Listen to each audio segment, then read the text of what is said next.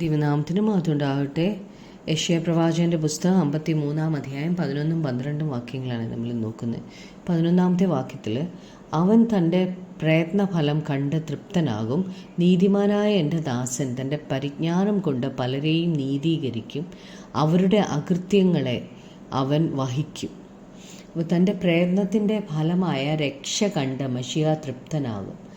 സർവ്വലോകത്തിൻ്റെയും പാപത്തെ ചുമന്ന ദൈവത്തിൻ്റെ കുഞ്ഞാടായി താൻ ഈ ലോകത്തിൽ വന്ന് തന്നെ ഏൽപ്പിച്ച ദൗത്യം, പിതാവ് ഏൽപ്പിച്ച ദൗത്യം പൂർത്തീകരിച്ചതിൻ്റെ സന്തോഷം മശിഹായ്ക്ക് ഉണ്ടാകും. മശിഹാ നീതിമാനാണ്. തൻ്റെ നീതി കൊണ്ട് താൻ അനേകരെ നീതിയിലേക്ക് നടത്തും. ദൈവത്തിൻ്റെ ദാസനായ മശിഹായുടെ മരണത്താൽ പാപികളായ അനേകർ നീതിമാന്മാരായി തീരും. മശിഹായുടെ കഷ്ടാനുഭവത്തിന് കാരണം നമ്മുടെ അകൃത്യങ്ങളാണ്. 12-ാമത്തെ വാക്യത്തിൽ, അതുകൊണ്ട് ഞാൻ അവന് മഹാന്മാരോട് കൂടെ ഓഹരി കൊടുക്കും, ബലവാന്മാരോട് കൂടെ അവൻ കൊള്ള പങ്കിടും. അവൻ തൻ്റെ പ്രാണനെ മരണത്തിന് ഒഴുക്കിക്കളയും. അനേകരുടെ പാപം വഹിച്ചും അതിക്രമക്കാർക്ക് വേണ്ടി ഇടനിന്നും കൊണ്ട് അതിക്രമക്കാരോട് കൂടെ എണ്ണപ്പെടുകയും ചെയ്യുകയാൽ തന്നെ. നാം നമ്മുടെ അകൃത്യങ്ങൾക്കായിട്ട് കഷ്ടം അനുഭവിക്കാതിരിക്കാനായിട്ടാണ് ക്രിസ്തു നമുക്കായിട്ട് കഷ്ടം അനുഭവിച്ചത്. ജീവങ്കിലേക്ക് പോകുന്ന വാതിൽ ഇടുക്കവും വഴി ഞെരുക്കവുമുള്ളതാണ്. അത് കണ്ടെത്തുന്നവർ ചുരുക്കമാണ്. മശിഹ അനുഭവിച്ച കഷ്ടാനുഭവത്തിൻ്റെ പങ്ക് അനേകർക്ക് ലഭിക്കും.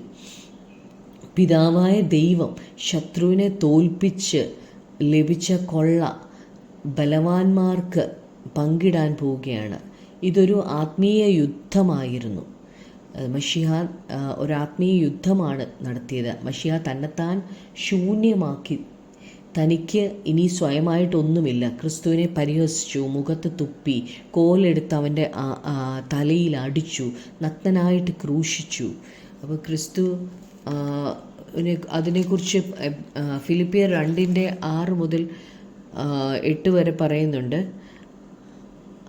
അവൻ ദൈവരൂപത്തിലിരിക്കെ ദൈവത്തോടുള്ള സമത്വം മുറുകെ പിടിച്ചുകൊള്ളണമെന്ന് വിചാരിക്കാതെ ദാസരൂപം എടുത്ത് മനുഷ്യ സാദൃശ്യത്തിലായി തന്നെത്താൻ ഒഴിച്ച് വേഷത്തിൽ മനുഷ്യനായി വിളങ്ങി തന്നെത്താൻ താഴ്ത്തി മരണത്തോളം, ക്രൂശിലെ മരണത്തോളം തന്നെ അനുസരണമുള്ളവനായി തീർന്നു.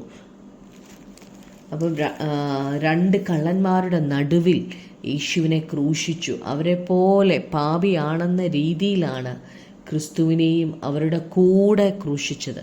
അതിക്രമക്കാരൻ എന്ന യേശുവിനെ എണ്ണി അനേകരുടെ അതിക്രമങ്ങൾ മശിഹ ക്രൂശിൽ വഹിച്ചു. എന്നാൽ ക്രിസ്തുവിനെ പിതാവായ ദൈവം 3-ാം ദിവസം മരണത്തിൽ നിന്ന് ഉയർപ്പിച്ചു. മരണത്തെ ജയിച്ചു കർത്താവ്. ഇപ്പോൾ ക്രിസ്തു പിതാവായ ദൈവത്തിൻ്റെ വലത്തുഭാഗത്തിരുന്നു കൊണ്ട് നമുക്കായിട്ട് മധ്യസ്ഥത അപേക്ഷിക്കുകയാണ്. നമുക്കായിട്ട് ഇടുവിൽ നിൽക്കുകയാണ്. നാം ശിക്ഷയ്ക്ക് പാത്രങ്ങളായിരുന്നു. എന്നാൽ നാം ക്രിസ്തുവിൻ്റെ ക്രൂശുമരണത്തിലുള്ള വിശ്വാസത്താൽ നീതീകരിക്കപ്പെട്ടു. ഞാനൊരു പാപിയാണ്. എനിക്ക് പാപക്ഷമ വേണം. എൻ്റെ പാപത്തിൻ്റെ അനന്തരഫലം ഞാൻ അനുഭവിക്കേണ്ട. എനിക്ക് അങ്ങയുടെ കരുണ വേണം. എനിക്ക് പാപത്തിൽ നിന്ന് രക്ഷ വേണം. എന്നെ പാപത്തിൽ നിന്ന് രക്ഷിക്കാൻ എനിക്കൊരു രക്ഷകനെ വേണം. ഇങ്ങനെ ആഗ്രഹിക്കുന്നവർക്ക് ദൈവം തൻ്റെ പുത്രനെ വെളിപ്പെടുത്തി കൊടുക്കും. ദൈവം ആരെയെങ്കിലും അയച്ച് അവരിലൂടെ പരിശുദ്ധാത്മാവ് അവർക്ക് രക്ഷകനെ വെളിപ്പെടുത്തി കൊടുക്കും. ഇയ്യോബ് തന്നെ വീണ്ടെടുത്ത ദൈവത്തെക്കുറിച്ച്, ക്രിസ്തുവിനെക്കുറിച്ച് പറയുന്നുണ്ട്. 19-25 മുതൽ 27 വരെ, എന്നെ വീണ്ടെടുക്കുന്നവൻ ജീവിച്ചിരിക്കുന്നു എന്നും ഞാൻ ഒടുവിൽ പൊടിമേൽ നിൽക്കുമെന്നും ഞാൻ അറിയുന്നു. എൻ്റെ ത്വക്ക് ഇങ്ങനെ നശിച്ച ശേഷം ഞാൻ ദേഹസഹിതനായി ദൈവത്തെ കാണും. ഞാൻ തന്നെ അവനെ കാണും, അന്യനല്ല. എൻ്റെ സ്വന്തം കണ്ണ് അവനെ കാണും. അപ്പം ഇതായിരുന്നു ഇയ്യോബിൻ്റെ പ്രത്യാശ. താൻ കാണും.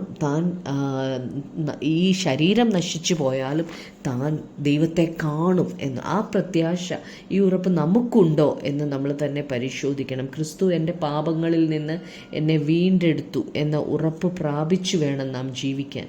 യെശയ്യാ 51 അധ്യായത്തിൽ നിന്ന് നമുക്ക് ആ ഉറപ്പ് പ്രാപിക്കാം. നമുക്ക് പ്രാർത്ഥിക്കാം. കർത്താവായ യേശുവേ, അപ്പാ കർത്താവെ, അങ്ങ് ഞങ്ങൾക്ക് വേണ്ടി ഞങ്ങളുടെ അതിക്രമങ്ങൾ വഹിച്ചു, അങ്ങ് ഞങ്ങളുടെ പാപങ്ങൾ വഹിച്ചു.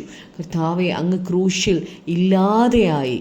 യേശുവെ, അങ്ങ് ചെയ്ത എത്ര വലിയ രക്ഷ, അങ്ങയുടെ സ്നേഹമാണല്ലോ ഞങ്ങൾ അവിടെ കാണുന്നത്. കർത്താവെ, ജീവനെ തന്ന് ഞങ്ങളെ രക്ഷിച്ച അങ്ങയുടെ സ്നേഹത്തിനായി നന്ദി പറയുന്നു. കർത്താവെ, അങ്ങ് ആഗ്രഹിക്കുന്ന പോലെ ജീവിച്ച് ഇനി പാപത്തോട് പ്രാണത്യാഗത്തോളം എതിർത്ത് നിന്ന് ജീവിക്കുവാൻ ഞങ്ങൾക്ക് ആത്മാവിൻ്റെ ശക്തി അധികമായി തരണമേ.